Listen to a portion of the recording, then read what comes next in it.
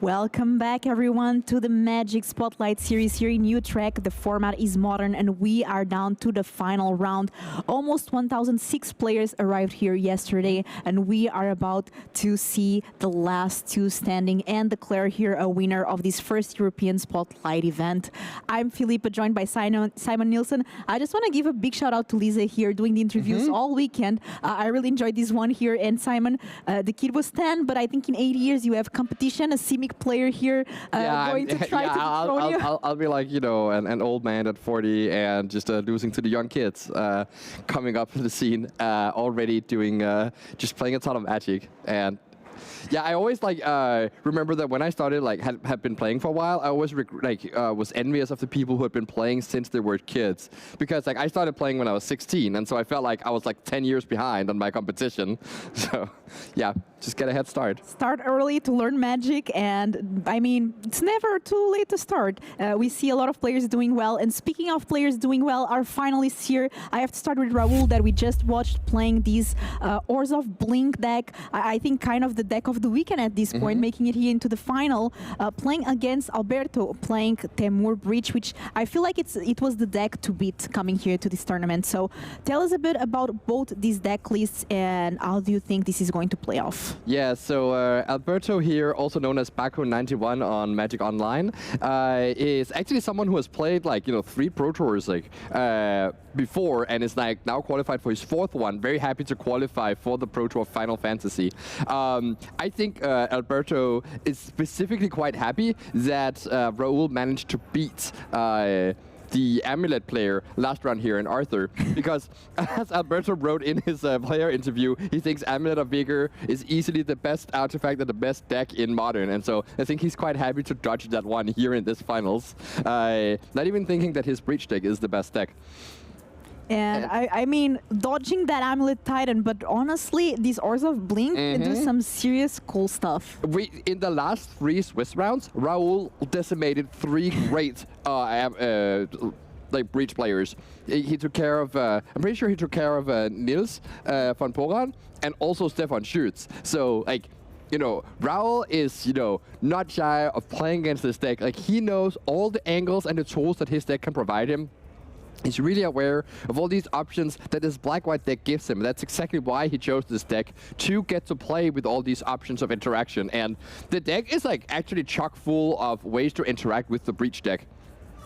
A lot of hateful permanents, a lot of annoying stuff that is difficult for Breach to work around in different ways. Stuff like just ephemerating your Witch Enchanter to deal with a Breach, using Bugger Trawler to attack the graveyard. You see the deck here has 4 copies of Relic of Progenitor's main deck as additional graveyard hate, on top of the 3 Emperor of Bones and the Dorothy Voidwalker.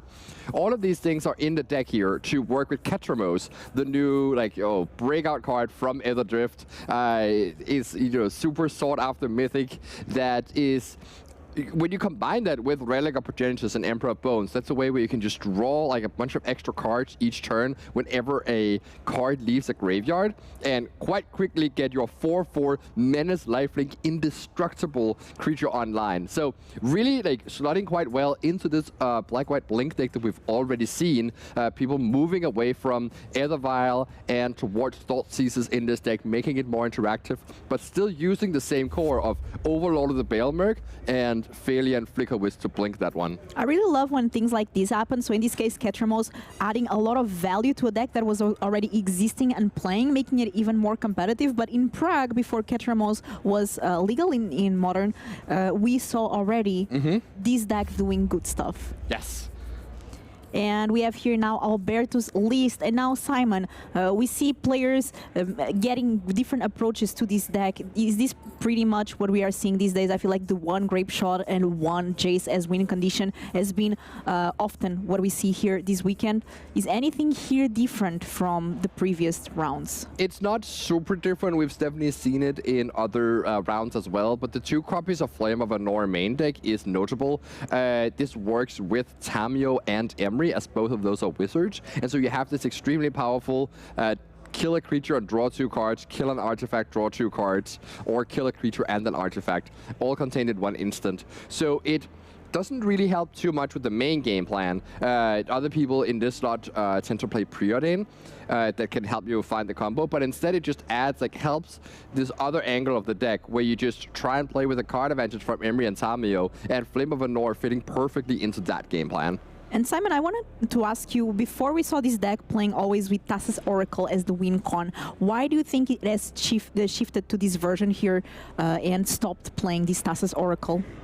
Yeah, so in the past, you've chosen to play Thassa's Oracle over Jace, I think for some very specific reasons regarding, like, the mana cost, or that, like, you could like, there was sometimes, like, you would be able to save your Thassa's Oracle by just playing it out of the graveyard to avoid it being exiled from removal, and then later you had to, like, find some way to bounce it and replay it. So that's, like, all a very, like, complex way to do it. You could just make it much better by having Grape Shot and Jace, having two different win cons, and you don't have to care about one of them getting exiled, because you can just win with the other one. And then Jace is better as a card draw engine you could play, and Grape Shot is better as an occasional removal spell. And you want them to have different names because of Surgical Extraction.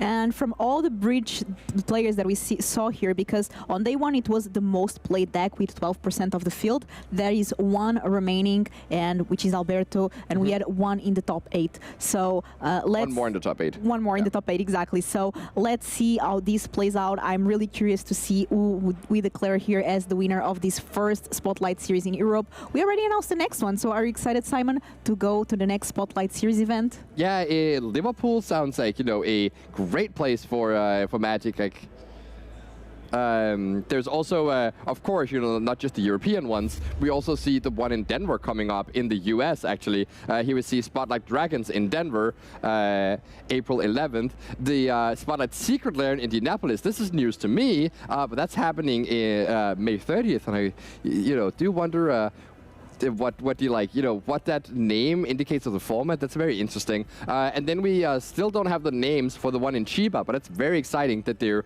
expanding from the initially announced 5 Spotlight events this year, adding a 6th one in Chiba, Japan. Really, like, also serving, like, that incredible Japanese community with so many people. We had 2 Japanese content creators coming into this event, actually making day 2, both of them, traveling all the way, and yeah, I definitely love the Japanese community. So much joy. And then we have Liverpool in England. A great destination to travel to. I've been to quite a few tournaments in Liverpool already. It's easy to get to, and yeah, I'm really looking forward to seeing what that event will bring. I mean, whether I'll be in the seats sweating and playing, or if I'll be here just relaxing and talking to you. I'm going to have to admit, Simon, I am very curious to also see how the other Spotlights series are going, like the other events. In this case, Denver, I'm kind of with this FOMO, the fear of missing out, not the card, but the feeling.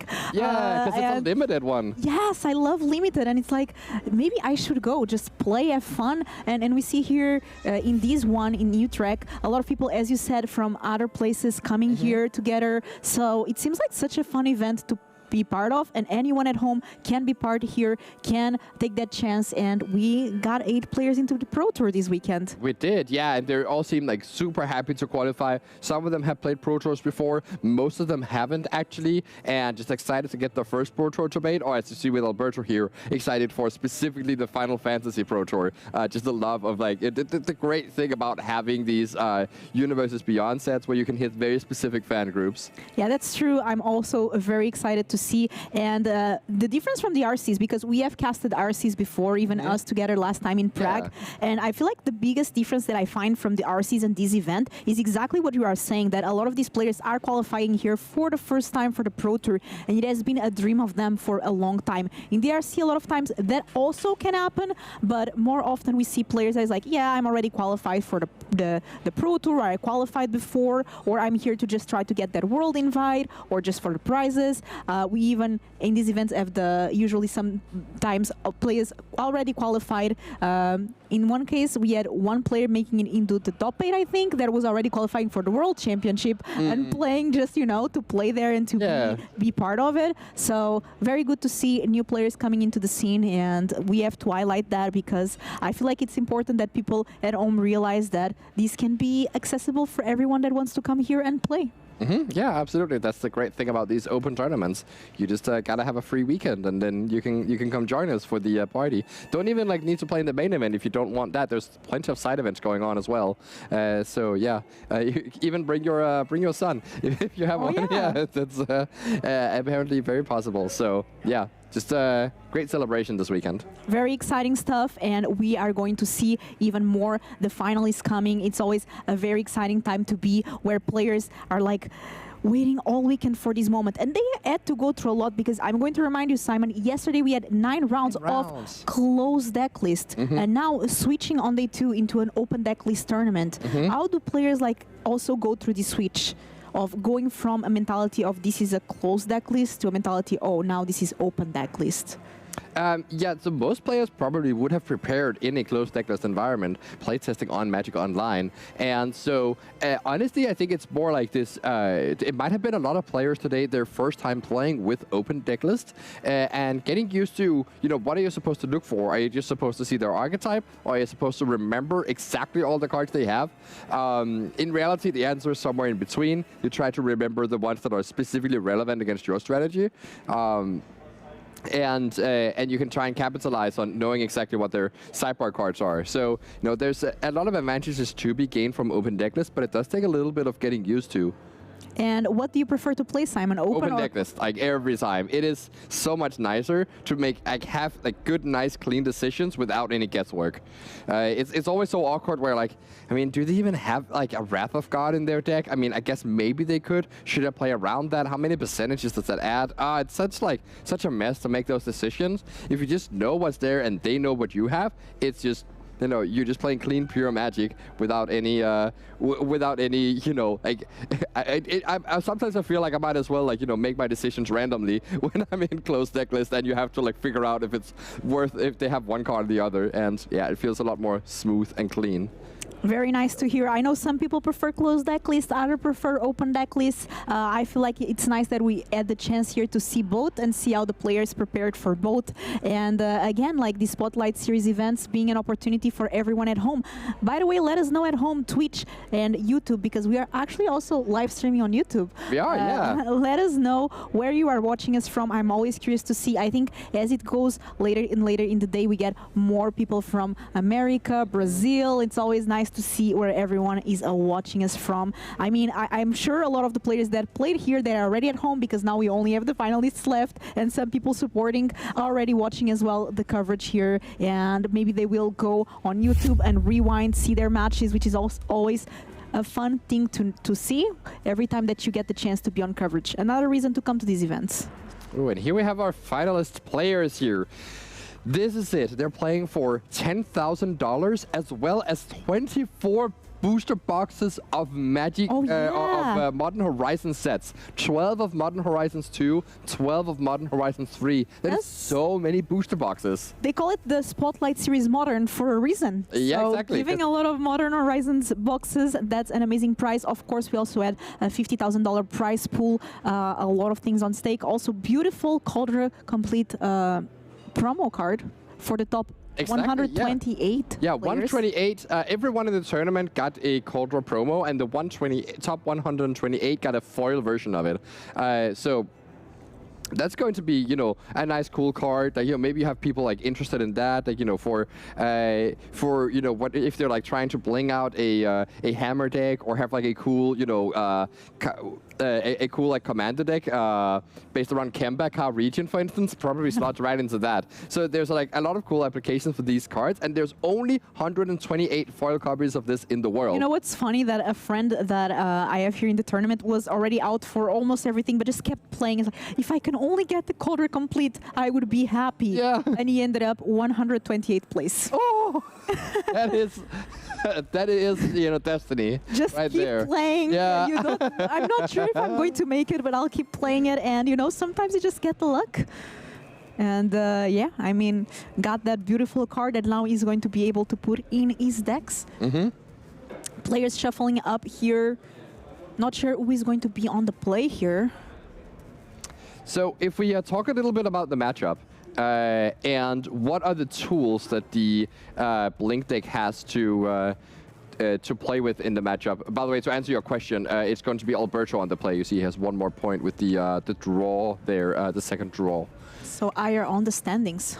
And that means he's higher on the standings and gets to play first. But yeah, the axis of interaction here is, of course, the 3 copies of Relic of Progenitus, as well as the Emperor of Bones, like tagging that graveyard. You do have 3 copies of Witch Enchanter, which specifically you want to combine with Ephemerate. So you have a way to kill the breach on your opponent's turn, because otherwise Witch Enchanter only works as sorcery speed. And on top of that, you also have 2 copies of March of Otherworldly Light. That is another answer for just a single mana can get rid of a breach. So it's not actually going to be that easy for Alberto to combo in this matchup. And we actually saw Stefan Schütz win the matchup by playing a very, very early breach on like turn 3 and just drawing 4 to 5 cards with it just for value.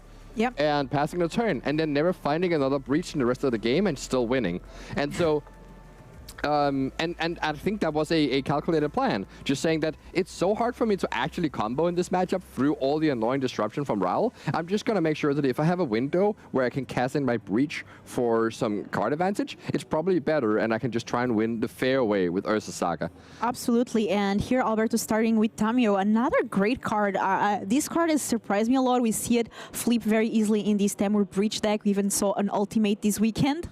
And just a very nice card to have. Fatal Push right away. Raul recognizing. Not long for this world. Yeah, this also Blink deck now adopting Thought Seizes and Fatal Pushes, making it much more of the classic mid-range style instead of having to rely on Ethervile tricks. And you really see it pay off here for this deck. I think it got a lot better. Another one. Oh yeah, that's the big punish. Whenever you try to kill the first one and there's just a second. There is a Solitude in Raul's hand, so there is another answer. But question is, how much longer can he afford to just trade like this? Trading his cards for Alberto's cards is not very, it's not very fruitful. There's the Relic here, already exiling the Tamio in the graveyard, so that can start exiling cards. And this deck just have so many ways to exile that I'm wondering, and Frank Carson would be the perfect person to answer that. What's the win rate against Breach? But now we have that Solitude that you were talking about, getting rid of that second Tamio. Yeah, so Raul says, it is worth it for me to go after these card advantage things. I mean, what's the alternative? The Tamio is going to attack and create card advantage for my opponent. Might as well just 2-for-1 myself now, rather than eventually having to use that Solitude in the future anyways. So that's the play you see from Raul here. And I also want to highlight something very important that Raul did. And I guess not very important, but like a small optimization thing. Relic of Progenitus is not targeted graveyard hate. The opponent always gets to choose which card they exile. So if they have more cards in their graveyard, they're going to have more choice and be better informed to make better decision. No matter which card you would rather exile from their graveyard, you should just always activate the Relic as early as possible while their graveyard is as small as possible. The reason for this is that then you just rob your opponent of a choice and just make sure that, like, if they exile something random, that's better than them choosing something. And if they exile a card that they only have one of in graveyard because they're forced to, like that's better than, waiting until the end of turn where there's a land and a Haywire Might in the graveyard, and Alberto can choose which one he would rather keep. So very different, from example, from Soul Guided Lantern, another different strategy here on how to use this. So we are starting here, Alberto as the Grinding Breach into play. The Grinding Station. Yeah. Oh, I haven't called this card Defense Grid all day. Yeah, that's true. I did that all the time in Prague. Yeah. Every single time it came down. I don't know why now every time that I see this card, it's always for me a Grinding Breach. Yeah, that's the nickname. But yeah, I think notably the Grinding Station in this matchup is quite a poor card. Because if you are not going to get the avenues to combo, it doesn't actually do anything. Like, it can still threaten the combo with sometimes, you manage to get yourself in a spot where you can top take a breach and win the game that way. But whenever you're trying to win the fair way, like we saw Stefan doing, the Grinding Station does very, very little. And here we see again the second Relic coming down, using them both immediately as you're supposed to, and just clearing out that graveyard for Alberto, making it hard for the actual breach to not only do a combo thing, but also just function as a card advantage engine. Playing a land here, and these lands actually are very interesting because you obviously can blink them to make the other side come true. Yes, that's a very nice interaction with specifically Flicker Wisp, where you can blink your own land, but then because it's a double-sided card, it will come back as the front side, which is a creature and will have an enter the battlefield effect.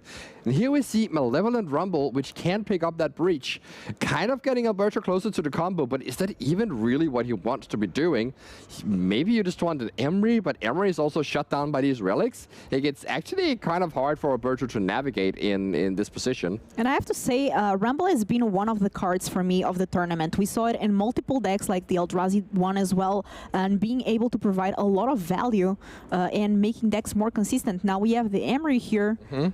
Yeah, gonna mill a bit, but the relics, of course, are not going to prevent Emery from getting stuff back from the graveyard.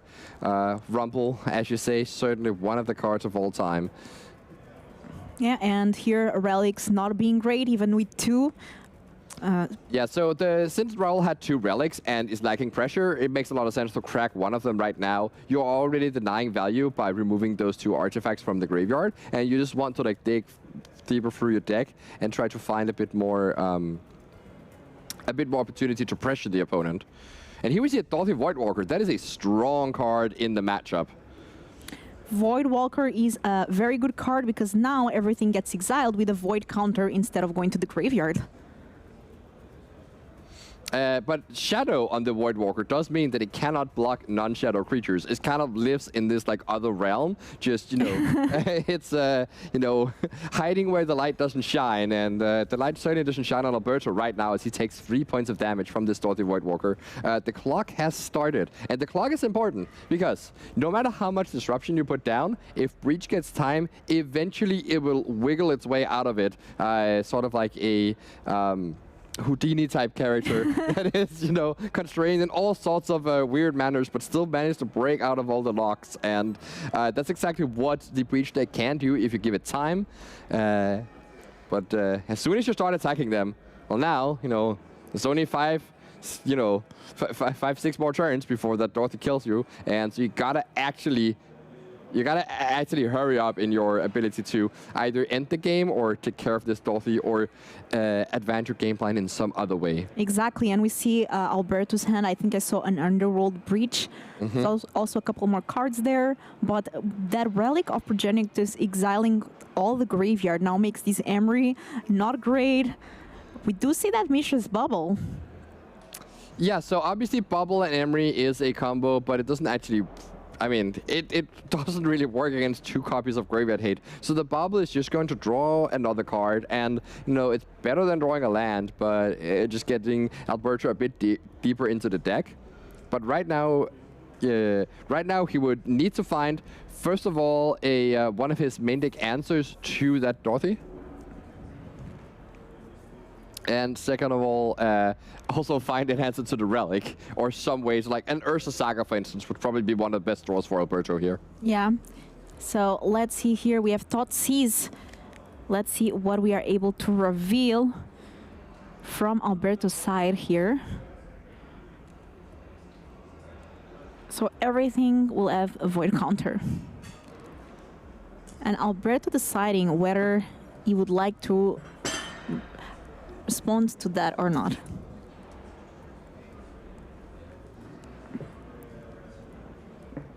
So yeah, the Alberto deciding, are you going to counter the Thoughtseize with a Swan Song? It's probably not a good idea, giving Royal that extra creature to attack you with. And we've definitely seen Breach players die in the past to their to the 2/2 flying bird token. So yeah, Alberto declining on that, just saying, yeah, you can take my Swan Song, I guess. The Swan Song is somewhat important in that it can counter the March of Otherworldly Light in Royal's hand. If that were to come into play. March, of course, an answer to the Ursa Saga that I just mentioned as a potentially good draw for Alberto. We also saw this card before go badly for the player that played it. Exactly, yeah. That's why you're not supposed to just counter the Thoughtseize here with that Swan Song. You just take too much damage if you do so. Another card that Alberto was really looking forward to drawing when he had that Emery, and I actually think that's why he picked Emery and why Raul killed the Emery, is Flame of Anor. And so having that Wizard in play and that enabling you to kill Dorothy Voidwalker and draw 2 cards would have been quite strong. But at the moment, it does kill the Voidwalker, but just trades 1 for 1 and doesn't really get you any far ahead. I actually, like, honestly, this also Blink deck seems pretty nice in the matchup, and it's a big surprise to me that it even would be. But Raul has been crushing the breach decks left and right. Again, I would be very curious to see after this end of the day exactly what is the win rate of this Resolve Blink versus Temur Breach, because it seems like the deck is equipped and doing well against it. Absolutely. It certainly helps a lot that you have 4 copies of Relic of Genesis main deck, and it's taking out further with Dorothy Voidwalker and Emperor of Bones even. So Spell Snare goes into the Void. certainly not a good time to be playing a graveyard combo deck these days. And I mean, here things are not looking too good for Alberto, but let's see Rumble. That can be... Yeah, so again, trying to maybe like find a Saga, but there is a March in Raul's hand to deal with that. Fighting a Tamio would be a good way, so like you could get some card advantage. But this, you know, like I was talking about the clock here, and the game can't just go this slowly for that long. The Dorothy is going to kill Alberto in 3 turns. And you need to find an answer to it, and your deck has precious few answers. There's the 1 Grave Shot, and there's 1 Lightning Bolt, and the 2 Flame of Anor. So let's see here. Not very many answers, and a blocker don't work. Like, it's not just going to be enough to throw an Eldrazi spawn in front of it, because the spawn does not live in the Shadow Realm. It lives in our world, it lives under our beds, but the Dorothy Voidwalker lives where we cannot see, and that's how it gets to hit for 3 damage each turn. Each turn, and I mean, this has been slowly but surely, as you said before, attacking for 3 every turn, and now Alberto is in a very real clock, and things are not looking too great, needing to find one of those answers that you mentioned. And let's see here as well what Raul is able to get, maybe even a way to pressure even further. Yeah, Raul doesn't really need like additional pressure, but something like a Flicker would be a very nice card here. Just like kind of doubling the clock and saying, yeah, you're just dead next turn. And even also bringing a Bugger Trawler with it as just an additional 3/1 attacker. So that's certainly relevant. I think a Solitude was the top deck there. Yeah, that was, by the way, the card draw from Mistress Bauble there that Alberto did on Raul's upkeep. So yeah, you're down to 6 life now. Do you have one of the answers? I see 3 copies of Breach in hand, and here's finally that Ursa Saga, but it's just not going to be fast enough. You're going to die before you get to find that other spell bomb. And all these breaches in hand just don't do anything. We also saw Stefan Schütz lose the same way, and here we see a Solitude coming down, take care of the Eldrazi spawn, and attack for 6 damage. Yep, this is how you do it. Just make the game completely miserable for the Team of Breach player, and you can just win that way by slowly extracting the life total. What a game, and here are our Resolve Blink players starting with a win, but we are going to have a game 2, and I'm curious to see the sideboards of these players and how they are preparing. I mean, I'm sure here that Raul was expecting going against Temur Breach, so very excited to see. Let's see the sideboard here. Anything, Simon, that you think will be particularly good against this matchup? Yeah, so we've seen Aven Interrupter as a really sweet card. Not only does it do the things it normally does, which is just act as a sort of like delay spell. You play it as a flyer, it's pressure, and then whatever you play, they can't play it this turn, and they have to pay 2 mana for it next turn by plotting that card. But it's also a hate piece against Breach, because it also says cards you cast from the graveyard cost 2 more to cast, and that's exactly what the Underworld Breach is trying to do. So that card being just an excellent hate piece here, and pressure, this seems like an incredible card in the matchup. On top of that, you also have Drenith Magistrate, Thalia, you have Stony Silence, Deafening Silence, just so much silence. Oh, wow. I mean... yeah, and all these ways to, you know, you can deal with Ursa Saga with the White Orchid Phantom. If Alberto does not play 2 basic lands, I think there is the mountain in the sideboard here for the Breach deck. So it's very possible that Alberto is forced to bring in the mountain here so that he can, so that if he has drawn the island, the phantoms don't end up being just straight up land destruction. But it's also possible there's a bit of an open decklist mind game here where Alberto says, okay, you know I have 2 basic lands. It might not be worth it for you to bring in your White Orchid Phantoms. And we have the full sideboard here now with some Ledger Shredder, We have also Vampire's Vengeance, Dismember, Consigned to Memory, which actually was the most played card of the tournament, Simon. It really was, yeah. I want to highlight the Ledger Shredder as well, because Alberto said that Ledger was very good for him this weekend, especially in the grindy matchups, and you just saw what happened there. Like, imagine this game, but there's a Ledger Shredder in play. It's a completely different game, and you actually have a lot of ways to maneuver in that scenario. You could discard your additional Underworld Breaches, and you can block or attack with this quite powerful card. So that's not something we often see in these Breach deck lists, but I kind of like the idea of running Ledger Shredder in this Breach list. Yeah, and Raul that I think picked up Modern quite recently, right? Yes, yeah, so Raul, obviously a veteran of the game, like frequently makes rank 1 Mythic in Limited on Arena. Oh. And so he has just, been with the game for so long, and of course has also been playing Modern for more than almost anyone in the room. 5 days. 5 days is the amount of time that Raul has been familiar with the Modern format. It started all it takes? Yeah, last weekend. Just started trying out some decks.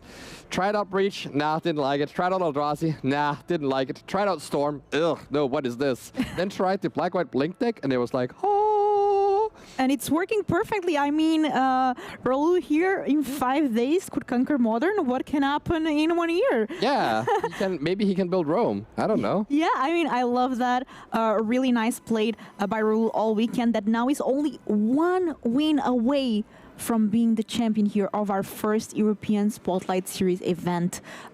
Very exciting. And I mean, Raul must be ecstatic. On the other side, Alberto also really wanting to make it into the win. I mean, you have come so far. Almost 1,600 players registered for this tournament, came here to play. There's only 2 left. And now you're like, I already did all of this, so I just have to win this match to be able to be crowned the winner, because it's something that stays with you forever. It really is. And actually, Alberto, as I mentioned earlier, Baku91 on Magic Online, someone who is a grinder and almost qualified for the Magic Online Championship recently, but lost in the finals in the Legacy format, and is now trying to not lose the finals yet again here against Raul. So back against the wall, though. If Alberto wants to win, has to win both post-board games. It's not going to be an easy task, but I'm sure Alberto is eager to do it. And let's see what player here is crowned the winner and gets that beautiful trophy. Simon, how many trophies do you have? I mean, I have to get like a new. It's like I'm starting to have to put them in layers on my, on my showcase. No, I don't know. Yeah, no, it's yeah. What a problem. I have pain. too many trophies to showcase. I mean, now I have to get a new... I mean, how am I going to do that? Like, I have like, I don't know, like 5, 6, 7, something in that range, depending on which you count. But yeah, so it's a good amount. But and one of these players will also have one quite sweet trophy of the Spotlight Series. Like this is also the second ever Spotlight Series event, right? Think about in like 10, 20 years, when we'll, recall back on history and we'll be like, oh yeah, Alberto Machado or Raul Porovan, the winner of the second ever Spotlight Series event. And it's the same as like, there was we've been talking about some of the old school players coming in here, and someone mentioned the winner of the first European Grand Prix back in 1997.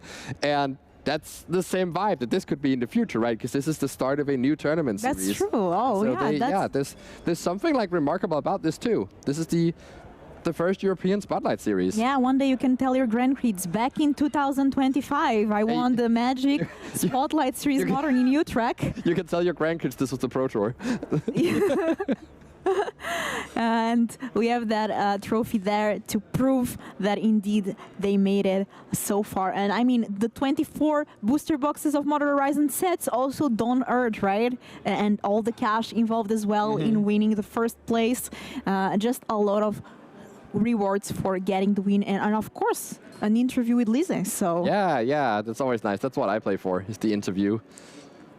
It's your favorite part of a tournament? Yeah, no, I don't care about the prizes. I don't care about the qualifications or the trophy. I only care about the winners. But I have to, I have to ask maybe Cedric if he can confirm this, but I would assume you're a very easy person to interview. I mean, maybe, depending on, like, if you like interviewing and like the part where you're asking questions, then maybe not, because I just talk.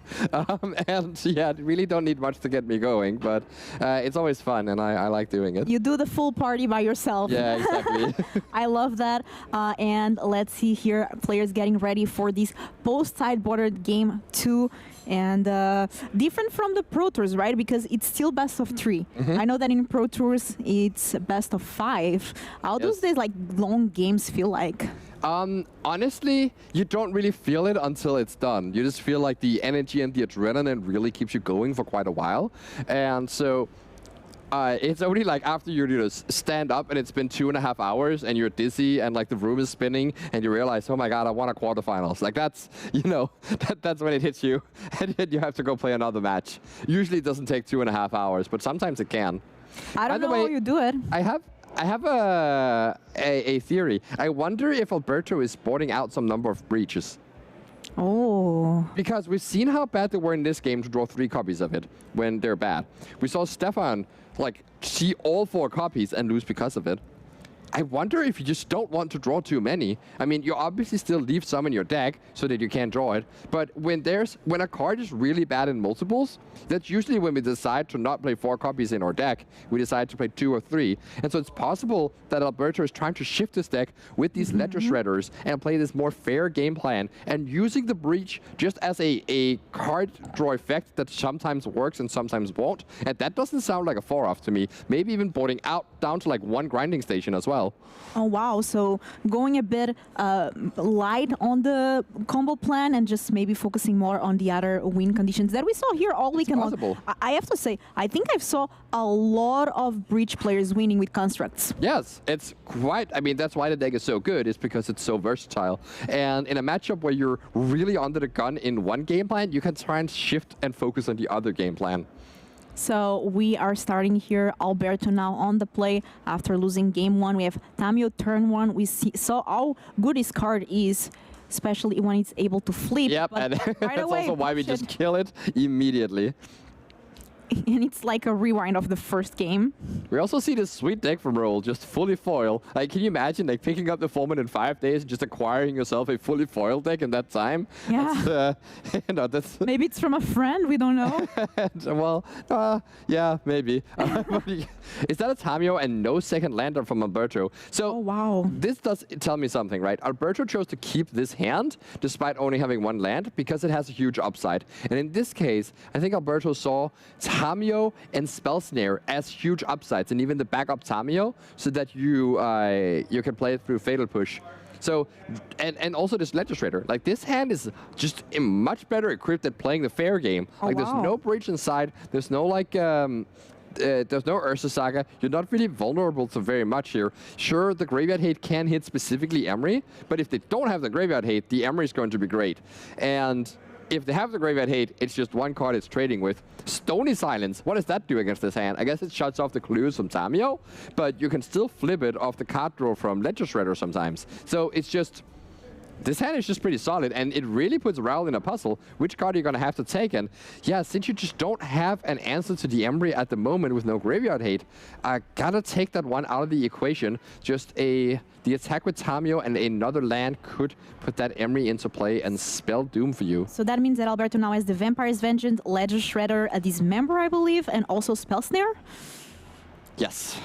Those are the cards remaining. The Vampire's Vengeance is quite interesting. That's not one I expected to see, neither like in the format or in the matchup, but it makes sense that it's a hate card against Boros Energy that also works against this Orzhov deck, because you can catch stuff like Ophelia before it gets to attack. Whereas a Pyroclasm doesn't seem very good in the matchup to me, because it's sorcery speed and it's too easy for the Blink deck to try to navigate around it. And some people curious on why this Vampire Vengeance instead of something like Pyroclasm. It's just because of that blood token? No, it's because of the instant speed. Oh, yeah, that makes sense. So that's the big difference there, being able to catch flash creatures or respond to an ephemerate sometimes with that effect. There's a lot of ways you can work it. That makes a lot of sense. So Vampire's Vengeance being still in Alberto's hand, that's something we have to keep in mind. But I mean, the Yes. mana is not there, and Yes, Raul Raul is just missing the going land to drop. start. Oh! VPK on the land, but a swan song! okay, That there's was a counter. Swan song drawn for turn that was not in hand. That's Wow. the card. For sure, Raul would have thought he's that away. But yeah, Alberto gets to still keep his land around. You saw the confidence with which Raul played Yes. that Vindicate. Even me, for a second, I was like, okay, this is going to be game. But actually, that Tamio now attacks, blocking with the bird, because why not? Let's see a Jang Growth? No? Okay. Oh, I see a Grape Shot was picked up from Alberto here, so that's not very good. Certainly not what you want to draw in this position here. And so the risk of keeping a one-lander here, you identify an upside. I'd say that the upside is big enough that you are fine with missing your second land drop for at least one turn and maybe more. Now we're at the point where Alberto is no longer like fine with missing this land drop, and the gamble has like not paid off here. Of course, the Tamio is not that good of a card if you don't hit your land drops to go with these clues, and so. And so this is a really tough spot now. Like with Raul, a game up. I mean, here's a Nature's Claim, and I guess you could take care of the relic, but it just gets to draw a card anyways. I think that Raul has Eleshnorn in hand, so one more land being able to deploy that. That's another one that actually disrupts the combo as well, because it denies the untapped triggers from Grinding Station. I did the same thing. You just did. Oh no, I want to go back to my defense grid days. This is more embarrassing. Oh, wow. And Nature's Claim here, we see it on the screen. Alberto does have access to this card, but... There's actually something really funny here. The Tamio has stopped attacking, because Alberto is like, well, I mean, I'm not going to like need all of these claims. Yeah, I mean, I'd I'm rather not going block to, the bird token that I had to give my opponent to keep my single land in play. I mean, at least Tamio does block that bird pretty well. I honestly wish that the Vindicate had resolved and Raul had played the pest control and we would have the perfect victory. All right, so here's the relic being cracked here. Just Raul trying to look for a bit more pressure now that Tamio has decided to stay on defense and you can no longer rely on your swan. Do you know that swans are dangerous animals? No. They can break your arm. What? Yes, they're super strong and quite aggressive. How do you know that, Simon? So here we see Raul tapping 3 lands for presumably a good card, like a Wrath of the Skies that is going to clear up the Tamio and the clues as well. That is rough. And Alberto is just considering here. Do you have a play for this? Yeah, because it's played for X equals 1, so it's converted mana cost 3, which means you can't spell snare it. I mean, also getting rid of that bird token in the... That is true. Well, I mean, Raul is just protecting his arms. That's all that's going on here. The swans. It's just sensible, not taking any risks. Yeah, and we know about that Eleshnorn in hand. 2 mana remaining, 1 more card that Raul has access to. And Alberto is thinking, I need a land. Is a land enough at this point? So is Raul going to play a 2-drop here? Or probably an Overlord, actually. Because if Raul were to play a 2-drop, that's because he wants Alberto to play the Spell Snare. Just passing the turn here and... There's an Urza Saga. Okay. Oh, but no March to kill it? No, okay. So no more land destruction for that one. So now Alberto can deploy this Ledger Shredder, and we might actually see a classic example of mana screw beating mana flood here with... Oh, that's the Spell Snare. That's not the right card. Because Alberto's hand is chock full of cards right now, and Raul only has 2 cards left. So, again, another advantage of keeping one-landers in certain scenarios, like a very grindy matchup. If you're not going to die, you actually have time to get in this position. And even if it goes bad and you miss landers for a lot of turns, that means you have a lot of spells to work with instead. The exercise working as a more land destruction. Vindicate. Yeah, exactly. Raul just loves playing Panzer, huh? I can see. I mean, Orzhov Blink, I think we have the deck registered incorrectly. And now we actually have an opportunity to resolve a 2-cost card because Alberto is tapped out of things here. But we see that card being, is that a Thalia? Oh, and I think that there was no Eleshnorn. That's the card that I was seeing. Oh. Yeah, that looks like a Thalia. And the awkward thing about Thalia here is like how awkward it lines up against Ledger Shredder. It's just small. Yeah. Of course, it's going to be really hard to trigger Ledger Shredder going forward with a Thalia around. But there actually is a Grape Shot, so we could just see Alberto in 2 turns, tap 3 lands, and just Grape Shot the Thalia away. things are not looking great here for Alberto, but let's see. No, I think things are looking great for Alberto. I think Alberto is significantly ahead at the moment. Even with one land and a dream. Yeah, whatever. This would be the biggest comeback of the history, Simon. I mean, it's just a good decision to keep a one-lander in this spot. Just like banking on Roll not having pressure, and he just didn't.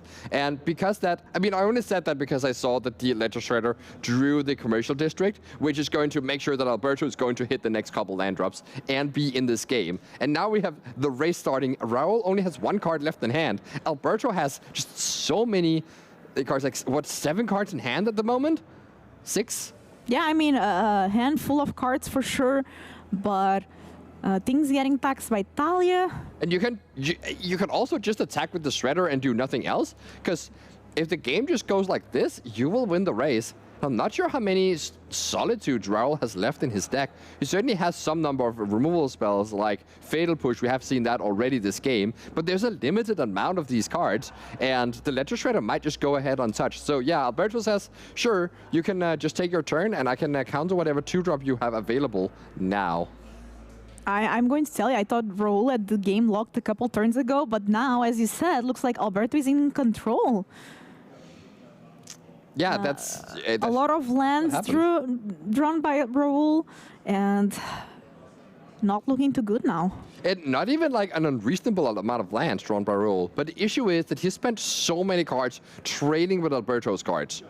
And so he's drawn a normal amount of lands, being 6, and Alberto has drawn 3, or I guess 4 with the Saga. But that was also traded with by a real card, right? So yeah, Alberto has 3 lands to Raul's 6, and that just means 3 extra spells in hand when the dust has settled and we've done all this trading back and forth. And what is the card that Raul drew here? Is anything here going to be able to make a comeback?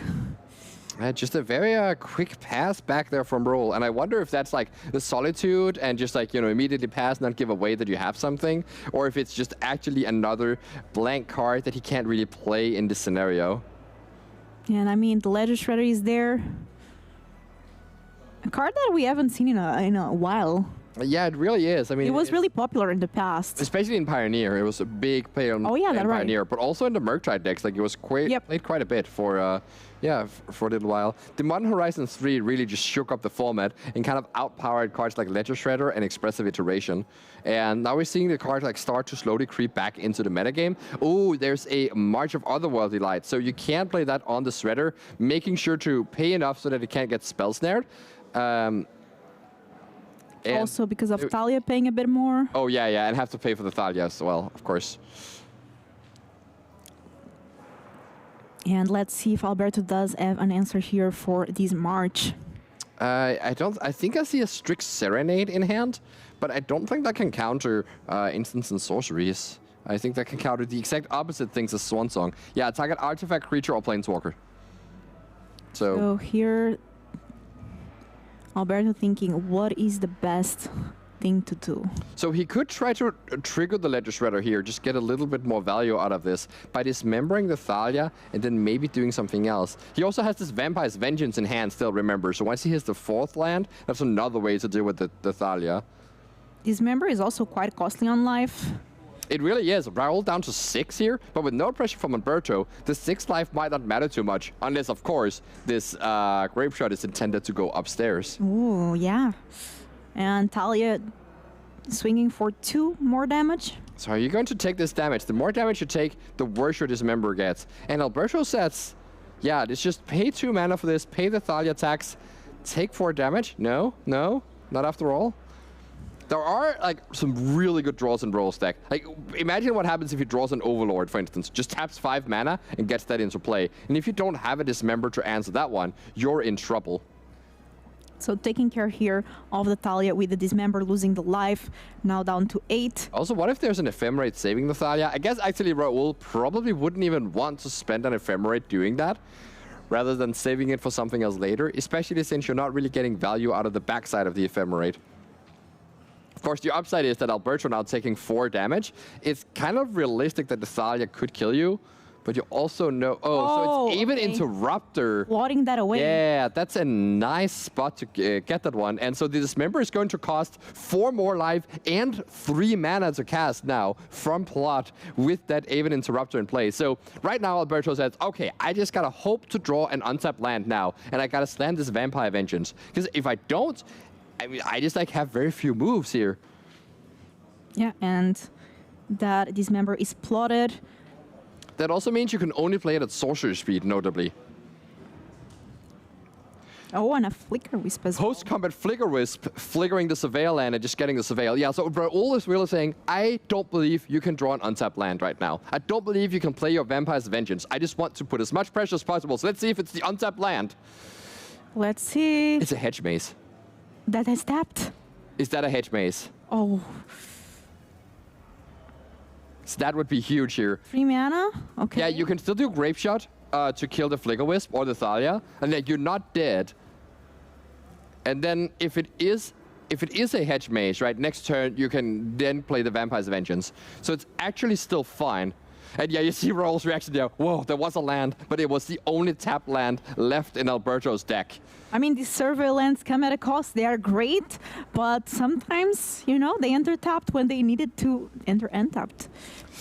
Also, like, No fetches kidding. are going to start being a bit dangerous for Alberto. Yeah, at this life total, right? So he has the decision to either kill the Thalia and take 5 damage or kill the Flicker Wisp and take 4. And if he takes 5 damage going to 1, that locks off all fetch lands for the foreseeable future. This Dismember, it's not just plotted, like that card is dead. The Aven Interrupter was just a counterspell. So Raul took a shot here to try and like get back into this game and finally capitalize on Alberto's missing land drops by actually applying some pressure. And this is the one spot he found to be able to do this and just cross his fingers and say, Alberto, can you get out of this? And now you put Alberto in this, you know, gut-wrenching situation of how am I supposed to play with this Grape Shot? And also choosing between the Flicker Wisp and Thalia as well, because maybe thinking I don't die anyway next turn, so maybe having more mana can be beneficial for me. But it does lock off fetch lands, of course, for the future. Being at 1 might also matter for just like dying to random small creatures. I guess there's no 1-power creatures in the Raul's deck, but being at 1, you're going to be at 1 for basically the rest of the game here. And you can now sweep with Vampire's Vengeance and then keep up Spell Snare. That's the advantage of playing the way Alberto has played here. And some people saying that the plotted spells are for free. Then I have an interrupter saying spells your opponent. Right, you don't have to pay the life. You don't have to pay the life, yeah, that's a good point. So that Dismember is definitely still a possibility. We have the Vampire's Vengeance, and here Raul taking a look. What is this? Yeah, none of these are vampires. Creature, so making a blood token as well. And yeah, just go ahead, draw your card. No blood token, looks like. We're making one, I think. I assume we have a very artistic judge drawing one right as we speak here. We have the perfect Finals token. that is live, by the way. They're playing just right next to us. They are wearing the headphones so they don't hear me yelling and screaming. And so they don't hear the crowd. I loved in the semis when the Hollow One player drew 2 Hollow Ones off the Faithless Looting, and the crowd just went like, Yes. That was a good moment. Very nice to see the live audience here. So Raul has a decision now here, apparently. Is thinking after drawing the card for turn, and again, knows about this Spell Snare. It's been a while, and knows that you can just play into it right now, but is it really worth it? Or should I just keep letting Alberto pass with the mana up there? Yeah. And so, yeah, just passing. Oh, I think it was actually Alberto thinking about whether to use the blood token or not. Because if you use the blood token and Raul has a failure, it actually gives Raul a chance to resolve that card. And here Alberto considering what is the best approach for this turn. At 1 life and a dream to take on here the Magic Spotlight Modern event. I wonder if Alberto is going to find a spot to Strict Serenade one of his own spells to make a 2/2 flyer and try to finish the game with that one. It's kind of a long shot given that Raul has cards in hand, but if it's at some point not really bothering you much, it might actually be worth doing. Like, for instance, a great spot to do it would have been if you could set up a Grape Shot with Storm and then counter one of the copies. All right, so the second Ledger Shredder coming down here. Raul not having an immediate answer, just drawing a card for turn and again going into the tank. And I mean, Raul also pretty low on life. We have been talking about Alberto is at 1 life, but Raul at 6. So this Ledger Shredder is a very big threat. That is a Bogger Troller, and you can counter that with the Strict Serenade. Since you're at 1 life, you do of course have to respect this in some fashion. But giving Raul a flyer doesn't really help you very much in that regard.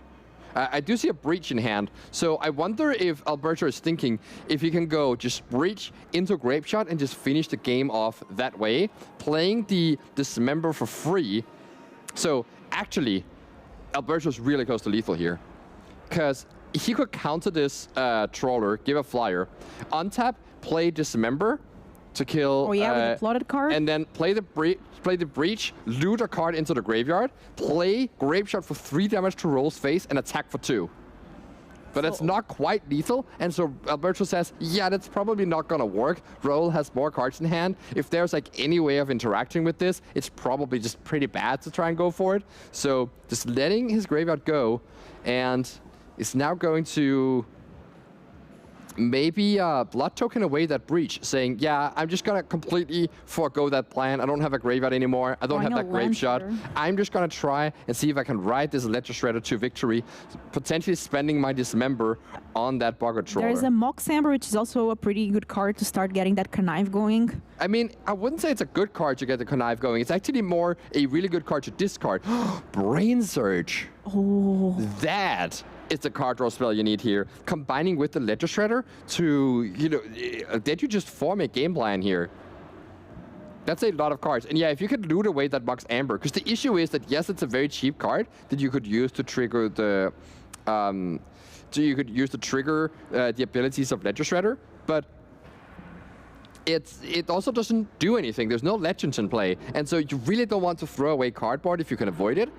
And so having what is essentially a dead card, but isn't a land, is kind of nice with Connive, because that means you can discard it and still get the counter. Yeah, Connive is a very nice ability, but I do remember when Ledger Shredder was playing a lot, also very difficult trigger to remember all the time.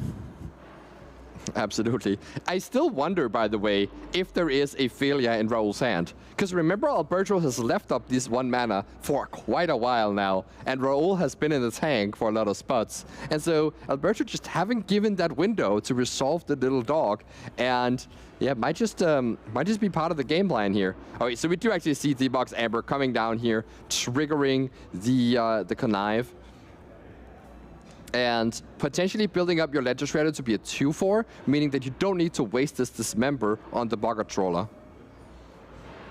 And I actually see a Lightning Bolt in hand for Alberto now, but also a fetch land, which again is just not a castable card at the moment. So the big question on what do you discard here? Not an easy choice for Alberto. Brain Search is also the type of card that works really well if you can combine it with a fetch land to shuffle your deck, so that the 2 worst cards in your hand get shuffled back into your deck and you draw fresh new cards instead. Oh yeah, that's right. But being at 1, you cannot can't fetch. do this. Oh, deciding to discard a Mistress Bauble. Interesting. So must have had... Oh, okay, finally deciding to actually tap out. Oh, not tapping out, I see. So Alberto has a Tamio here. Could play the Tamio, which will bring the Mox Amber online. But if he does so, Raul has an opportunity to resolve that failure. And so now Alberto is asking himself, does he actually have it? If Raul does have a failure indeed, it's, I guess, not the worst scenario. You can still dismember it. But you do waste a Dismember on something that you could have spent a Spell Snare on. Oh, there's a Solitude top deck. That's a really good top deck. You could just take care of this Ledger Shredder. Of course, that will give life to Alberto, and I assume it's equal to the card's toughness from Solitude. Emperor of Bones here. Let's see. Oh, that's the card he's trying to bait into the Spell Snare here. And by doing that, you'll tap Alberto out of Strict Serenade. So... But you have to counter this Emperor of Bones. Yeah. It's just too good to get a Flicker Wisp here. But now we are going to get that Solitude taking care of the Ledger Shredder. Uh-huh. And that is... that is going to gain Give some Alberto life, 2 life, which puts it's equal to power. It's not equal to toughness, and so it puts Alberto But it's a up to second 3 spell, life. so Alberto can connive, right? So he can connive. Yeah, you're absolutely right, and get that extra power onto the Legislator, surviving at 1 life once again. But you have to discard a spell to this. That fetch line in your hand, it's going to be dead as well, and you cannot get rid of it at the moment. So let's see discarding here. Oh, the Strict Serenade. And you'd see the play from Raul here, playing around that card, getting super rewarded for the decision. And Alberto gaining 3 life, going to 4, but then taking the damage back to 1. And can Alberto do something here this turn? Again, not able to play the fetches because those cost 1 life, and 1 life is all that Alberto has. You can play a Tamio though, get this Mox Amber online, and start to like utilize this mana. You also still have to plot a Dismember, of course. I'm not even sure if Alberto is actually aware that you can play it without paying life. Certainly haven't like demonstrated any willingness to play it yet, and so that might be the possibility. But yeah, this Flame of Anor combining with Tamio, immediately flipping it, and now you can minus the Tamio and get back. Oh, I guess there's no answer in the graveyard. Oh, it's also plussing the first turn here. So, yeah, I guess there is this Lightning Bolt here, so you do have an answer.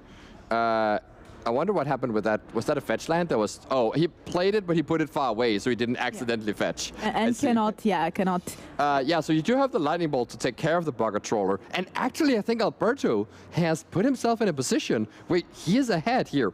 If Raul presents a threat, you can just buy back the Flame of Anor and utilize that one. And if Raul doesn't top deck anything, you are on your way to ultimating the Tamio and eventually finding the win that way. Here, and we might actually see a comeback again from Alberto that I feel like has been, for the most part of this game, at 1 life. All right, so we do see a grinding station in the hand of Alberto, so he certainly didn't bot out the entirety of the combo, but it still could be possible that he was shaving down on numbers.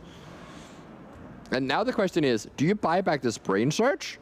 Do you buy back a counterspell? Or do you just plus the Tamio and try to go for ultimate?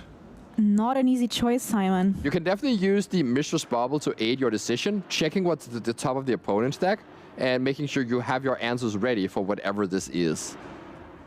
Okay, so Alberto able to check here what Raul has on the top of the deck. There's one card that Raul has in hand. We don't know if it's a land, it might be a flash spell. Removal.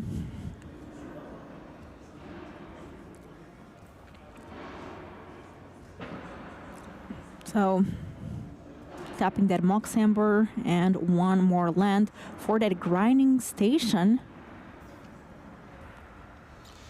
So another thing you can do is that now Alberto has seen the top card of Raul's deck. If that card is a problem, you can use your grinding station, sacrificing the Mox Amber and milling over that card, essentially playing Lantern control. Oh yeah, that can be a possibility. But Alberto thinking here, if that's what he wants to do, or if there's any line to just finish the game. Because sometimes I feel like these Breaches decks, they win out of nowhere. Okay, and here we see the Lantern of Insight again. I was sitting in the card viewer area when Martin and Arne were talking about Stefan Schütz's game, where he did this exact play with Grinding Station. Didn't mention that it was because Stefan knew the top card of the opponent's deck, and I was trying to communicate to the casters that it's because he knew the top card by putting in Lantern of Insight. And yeah, now I get it right back in my face here. Thank you to our card viewer operator for aiding this stream. Honestly, it's been super nice to have these extra hands helping with the card viewers. It just makes the commentator's job easier and makes the viewing experience better. Alberto deciding to go for a Lightning Bolt here, deciding that that's the best way to play around a Failure, as well as other potential cards that Raul could top deck, such as an Emperor of Bones, such as an Voidwalker. And Alberto was ready here, but has the Flame of Anor as well as a secondary answer to it. Dealing damage. Of course, Alberto knowing that Dorothy Voidwalker would come, sending the Flame of Anor into the void. Oh yeah, that Temu is now not a wizard, so just one. Yeah, more it's of just that a flame. planeswalker, yeah, but that's okay. Drawing yet another Scalding Torrent. So that's actually a way that Alberto could lose this game still. It's not super likely, but because of this Tamio rebuying cards from the graveyard every other turn, or every third turn, I guess. But if Raul just top decks a string of good spells, he could potentially eke out this victory. And as you see, we've hit the above the 50-minute mark at this point in the match, right? This is only game 2, and it's been such a long matchup so far, especially this game 2. Remember, this was the one-lander from Alberto. Yeah. We started off like quite a, half an hour ago with Alberto missing his land drop for the umpteenth time, and that's an Overlord. And that card is revealed for Alberto, right? Top decked here, so he decides to just use it for 2 mana here, so that he can get back the Flicker Wisp from the graveyard and blink the Overlord, get some sort of advantage from that situation. Also Catcher Mode that you could get back here. Ooh, getting back the Emperor of Bones. And now Alberto has to respond to this with a Lightning Bolt. And then Raul can put 2 counters on the Emperor and actually still be in an okay position. Yeah, I wonder if Raul moved a bit too quickly here, knowing that there was a Lightning Bolt in Alberto's hand from that Tamio. Because if you try to kill the Emperor of Bones right now, and it gets the 2 counters, then from its adaptability, then you can no longer utilize its other ability, because you can only adapt a creature once. Or rather, adapt says, if it doesn't have counters on it, you put 2 counters on it. But if it already has the counters, you don't get to put any additional on it. And the Emperor will survive, but it will not be able to bring anything with it from the graveyard. Of course, then your Emperor can go to combat and exile that Flame of Anor from the graveyard. And then which answers does Alberto have to the 4/4? It's possible that that's just good enough in itself. Alberto having, so few cards in hand at this point. I think 2 Scalding Torrents, a Lightning Bolt, and maybe not much else. So if that's the exact sequence we see here, Lightning Bolt on the Emperor, adapt 2, now I have a 4/4. I can't use the other ability anymore, but I can get rid of your Flame of Anor from the graveyard. There is a Dismember still plotted. Again, does Alberto know that you don't have to pay the life? That will be the moment we get to see. Yes. Also sorcery speed, so not able to do it now, but in Alberto's turn.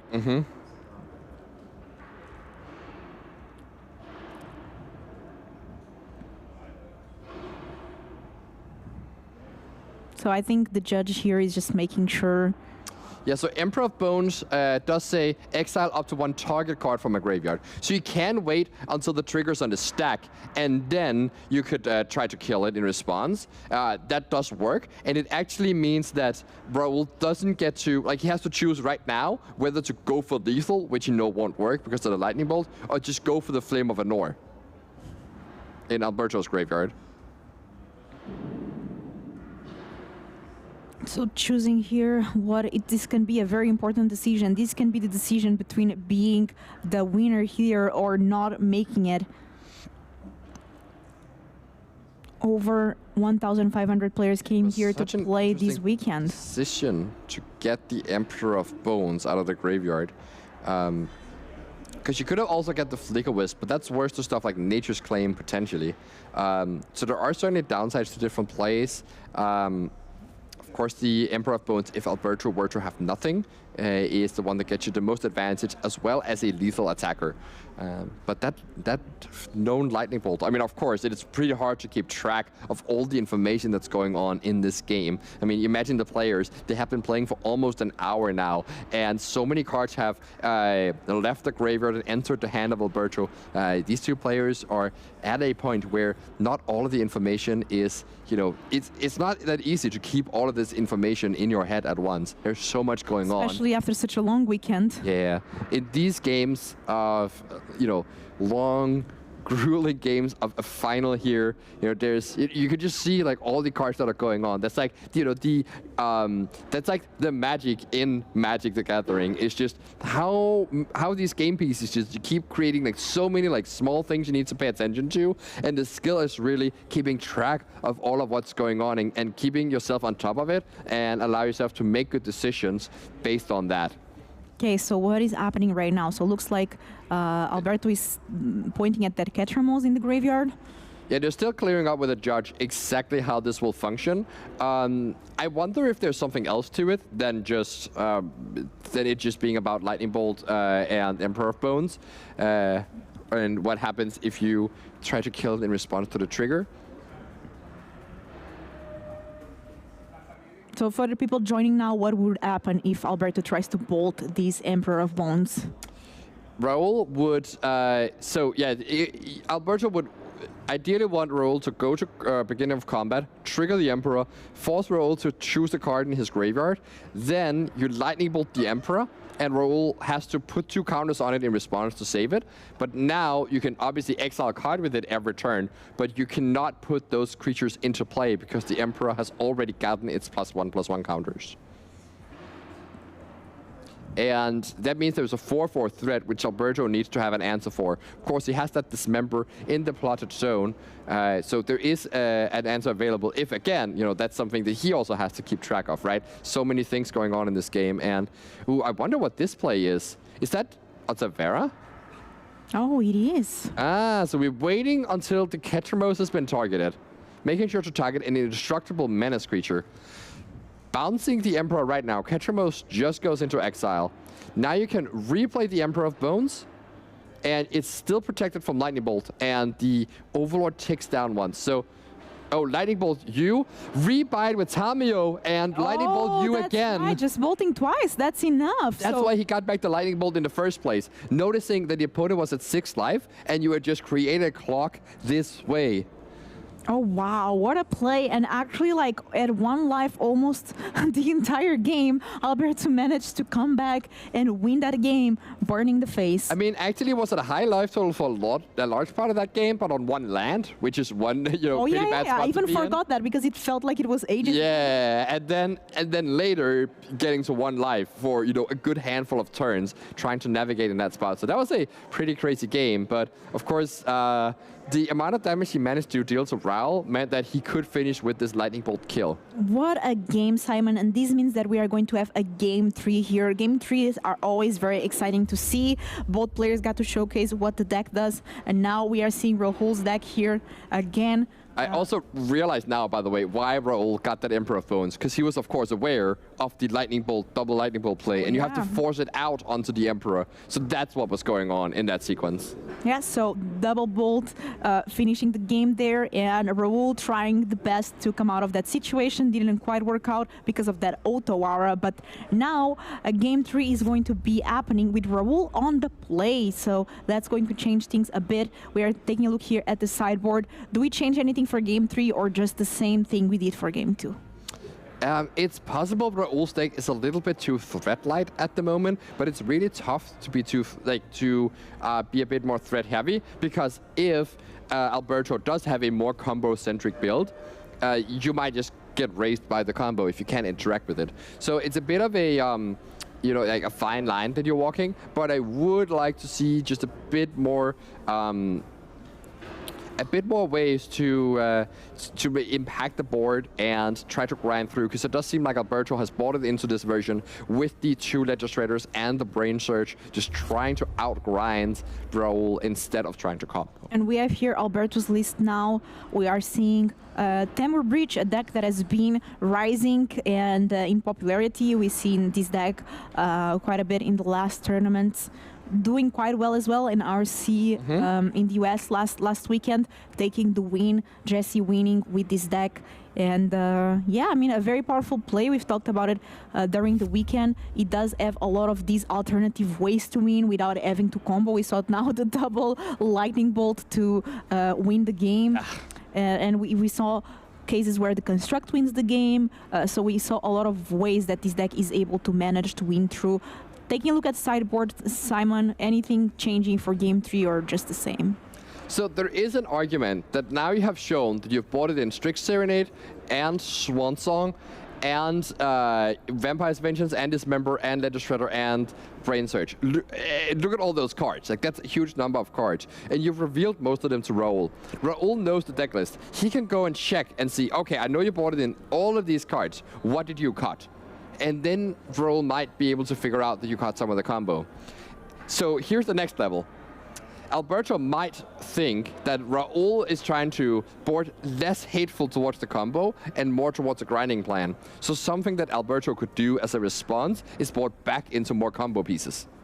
So that is a cat and mouse game that can happen in at least like top 8 matches, especially if people have also faced each other before in Swiss, or they've seen how each other sideboard. Like there's certainly the opportunity to go against your own recommendations just because it makes you less predictable. Never let them know your next move. Never let them know your next move. And we are getting here ready for the last game of the weekend after 15 rounds of Swiss top 8 after 2 full days of Magic. I think Raul's next move is Mars Flash. And yeah, that's exactly what we see. So I guess didn't do that good of a job of not letting me know his next move, but maybe the next move after this, who knows? Who knows? Never can trick Simon Nielsen. Can we see a Thoughtseize here since we got that untapped land? Yeah, very possibly a Thoughtseize here. I also see a Fatal Push actually in the hand of Raul. And not that many other 1-cost plays. Of course, a Relic as well would be an option. See, I also know the next move. You do the next move as well. I mean, Raul, you cannot hide anything from us. It's almost as if we can see your hand from above. So we do see here the Mishra's Bubble. We do see that Legend Shredder that was pretty good last game. We see that Mox Amber. Actually, 2 Mox Ambers. Double Mox Amber is bad news if Raul takes away the Ledger Shredder. Because it's an acceptable thing to have happen when you can go turn 2 Shredder into Mox Opal, into Mishra's Bubble, and discard that Mox Amber and just loot it away, get that counter, get to replace it with something else. Unless but having Alberto 2 Ambers, deck Temio. Yeah, but even then, the second one is still a dead card. Yeah, that's true. So, and I assume Alberto boarded out 1 Mox Amber as well, because of scenarios like this. So he's probably drawn both of them at the moment. And yeah, Raul gets to take away this Ledger Shredder, making Alberto's hand much weaker. Of course, Alberto, I think, is on a game plan where he's going to keep most 7-card hands in this matchup. Just setting up to have the most tools available to grind. Even if it was a 1-lander, you can keep some of those 7-card hands, and that's how he won the second game. Passing the turn here, playing land passing. The classic, is it a failure? Very suspiciously just passing with 2 mana up. And Alberto doing the thing where you look at your own top card with Mishra's Bubble and then deciding if you want to fetch it away or if you actually want to draw that card.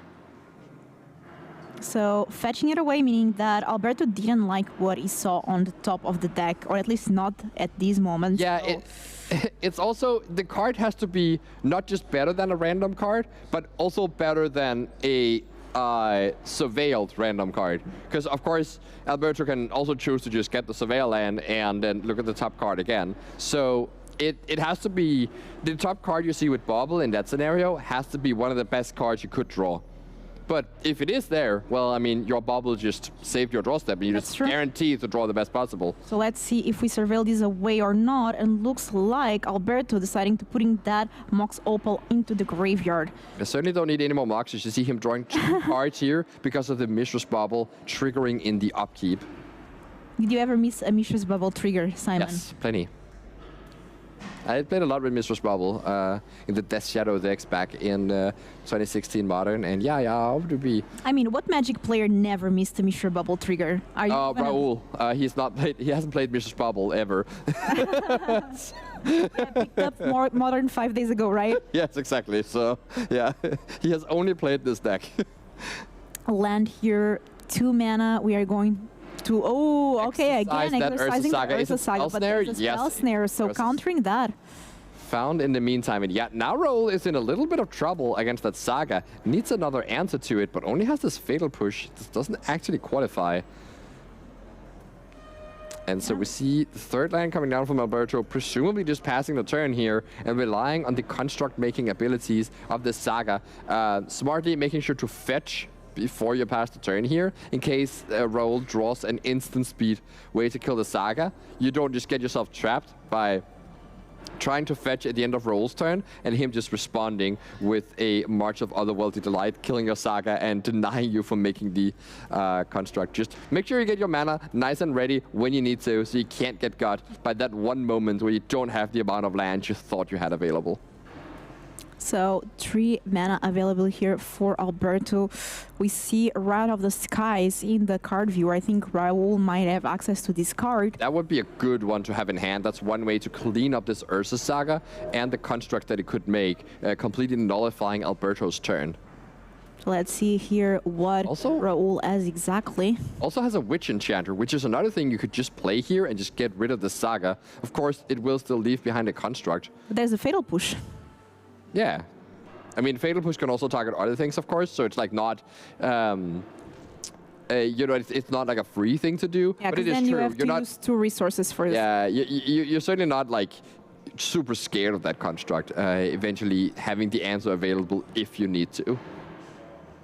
Okay, so I see a grinding station in the hand of Alberto. So yeah, again, just one of those combo pieces available. We still know the hand, by the way. There's still the 2 Mox Ambers hanging around in there.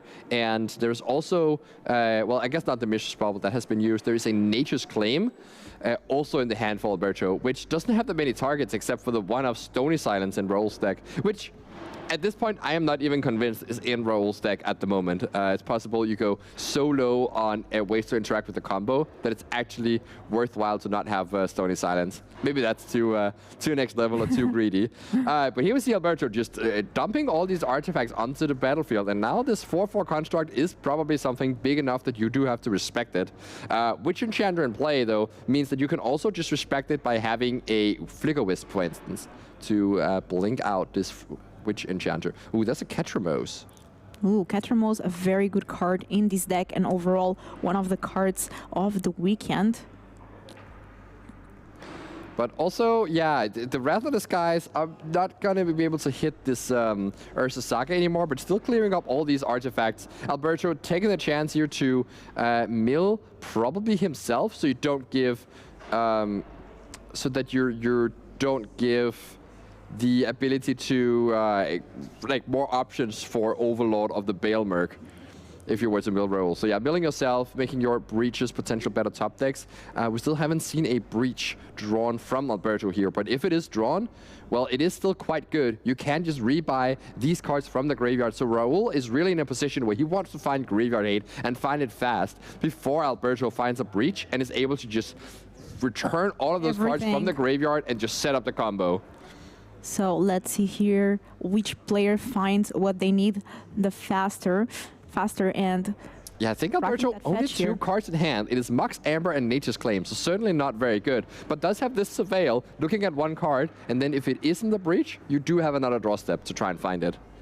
so let's see if it's the breach or not finding here by this commercial district. I think actually the card that Alberto might have bought it out could be Malevolent Rumble. I haven't seen it in these post-board games, and the fact that he's boarding in so many instants and sorceries means that it's so much more likely to whiff, or at least not have as many good options to hit.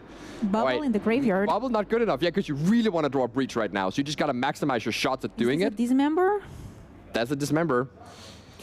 All right, can we find some sort of graveyard hate from Raul here? Even just a Emperor of Bones exiling the grinding station, it would get him pretty far here, but it seems like you might just have to contend with no ways to interact in that manner. And doesn't even, I'm not sure if he even has the Ketramose, but at least doesn't play it here. And now Alberto in the tank, are you supposed to just spend this Dismember on a loaded Witch Enchanter? Deciding, no, it's just not worth it. I think I'm going to try and ignore this card for as long as possible. Just passing right back, still not finding a breach. There's a Thoughtseize from Roll. So attacking first. And ooh, Overlord of the tapping Balemerc. out for the Overlord now. So that's something that can get hit by the Nature's Claim, which is unlike what I said earlier, where I said it can only hit the 1 Stony Silence. That's Still get some value though. yeah, it does still get some value. Getting And Natalia there. just returning a Thalia because there was no creatures in the graveyard previously. Alberto maybe being quite happy to not have spent that Dismember on the Witch Enchanter so that Raul wasn't able to get it back. And yeah, now the question is, do you spend Nature's Claim or Dismember on this? Probably Nature's Claim here, and then you can Dismember the Thalia. Though, because you're taking these 2 damage a turn, it is not irrelevant. Your window for using Dismember is getting smaller and smaller, and there's a Grape Shot. So you could actually use this to get rid of Witch Enchanter. Just play Mox Amber and play Grape Shot and pass the turn. And let's see if Alberto decides to do that. But you could also wait for the Thalia to come down, and maybe, no, it's a bit too costly. You're just not going to be able to generate enough Storm with Thalia on the board to clear out both creatures with your one Grape Shot. So we really see the advantage here of playing this as a win condition over Thassa's Oracle. I mean, I guess the Thassa's Oracle would actually be better here because it could block the 1/3. But, you know, that aside, the advantage, at least over playing Jace in this spot, which would be completely uncastable, Grape Shot actually able to turn into a removal spell when needed. So Tots is here, and I think there's a Denit Magistrate here. Ooh, so you might just take away the Dismember, then play Thalia, play Denith Magistrate, and now the Breach is no longer online. That would be a huge situation here. So that's 3 damage a turn now for Alberto. He has 4 turns to draw something to at least stop the bleeding or potentially get himself out of it. Okay, so both cards here. The clock is not very fast, though. It is 4 turns. I mean, of course, Raul can add to the clock, but it's like not that many draw steps either from Alberto's side. So notably, the Dranith Magistrate says your opponent can't cast spells from anywhere other than their hand. And Underworld Breach is casting spells from the graveyard. And so Dranith Magistrate just locks Breach out from doing its thing. And here's the Overlord. That puts the extra 5 power you needed to make this clock work. And now you can just get back your bad card. Yeah, I think Solitude is great here because it removes the ability for Alberto to have a blocker to survive. And there's a Breach drawn for turn, but it is too late now there's a with the Magistrate. Oh, wow, Yeah, this game has been insane. It just doesn't work anymore. You can play the Breach, of course, pay 3 mana for it, but you can't play anything. You just have to extend the hand, and that's Raul taking the win with Oz of Blink. Wow, the Spotlight Series Utrecht winner.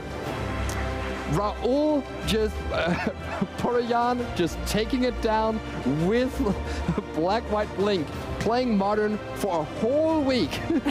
That's all it took for Raul to take down his victory, get this trophy on his trophy shelf. Raul said, I feel like I still have so much more to prove, and prove himself he did. This is our champion. Raul doing so well here this weekend. Congratulations. And I have to say, I want to see after this game how many Temur Breach did Raul defeated this weekend. I mean, it seemed like a pretty good list to bring for this tournament. Very well played, both players. Congratulations. I mean, they are qualified for the Pro Tour. Raul taking 24 boxes of Modern Horizon sets. So those are a lot of boxes to take home. And Simon, how does it feel? The Raul started playing very recently this format and just like coming to this tournament with 1,000, almost 600 players, being the winner after all. Yeah, I mean, it must feel incredible, especially if you feel like, you know, you've been honing your skill, you've been grinding on Arena, but you haven't really found the opportunity to break through because you might not have the time to play all these RCQs and play in the regional championships. And now this opportunity to play in the Spotlight Series without any previous any previous qualifications necessary means that you finally get to show yourself and what you have learned over these years, and that's exactly what Raul has done. Like Arne was the one calling it earlier, mentioning this is a guy we should keep track of. He's one of the Berlin grinders, and he is indeed quite good.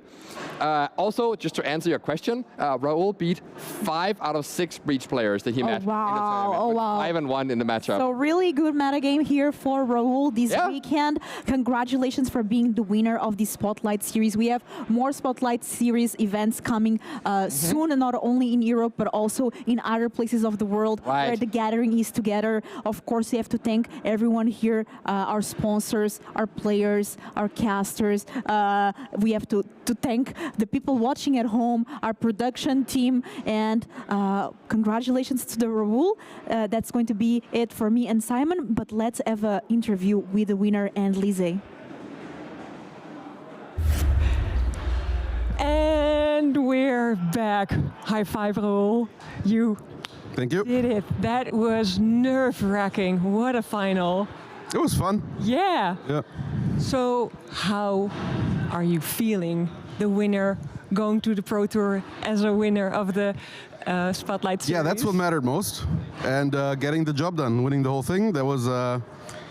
it's been a while since I won something, but again, it's been a while since I played anything. Yeah. So I heard you were just like grinding on Arena, like not Yeah, mostly arena, but there's no modern on arena. Maybe true. at some point. So like literally, I played this format a couple days ago, the first time. But yeah, it worked out. Yeah, what was your favorite like top deck moment in like the last game? So I really like the moments where I in game 2. I lost that game, but I had like 4 or 5 spots where I put him to have something, Yes. and he always had it, and then he won the game. But I like those spots, right? He top decked actually, but that was my favorite. And then he drew the land for the pyroclasm thing, so that was very interesting to me. And there was a lot of different choices, but that's very interesting Magic to me. Yeah. And you're going to Las Vegas. Yes. Have you ever been? No. No? No. Who are you bringing? I can bring someone. Well, maybe. I don't know. You can decide. You can bring someone. Witch enchanter. You have some. You want some money, so you know Yeah. you can bring someone with that money. Let's see. There's a lot of people that were like really nice, and like this is insane. I got this deck borrowed like a day before I came I here. know, yeah. In completely foil, So, like the whole okay. deck foiled out. So on Friday you got the deck. Thursday. Thursday. Yeah. I got the deck. I held it in my hands for the first time on Thursday. Played it for the first time a couple of days before, and a friend of a friend just borrowed it to me. Tobias, shout out to you. Like at this point, just completely foiled out. Yeah, it was. And so I was scared that I was gonna lose the deck or something. But yeah, like lots of people like rooming up everything. Like Magic is a team sport, even if it isn't. Yeah, so good. And look at all the boxes. Yeah. Yeah. I like winning boxes too. It's good. Yeah. It's also good. Anyway, thank you so much. Have a great time. Enjoy the ride. Yes.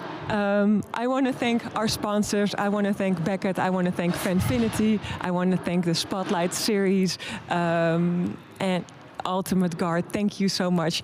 Thank the players. Thank you guys for watching. And Thank you. see you next time.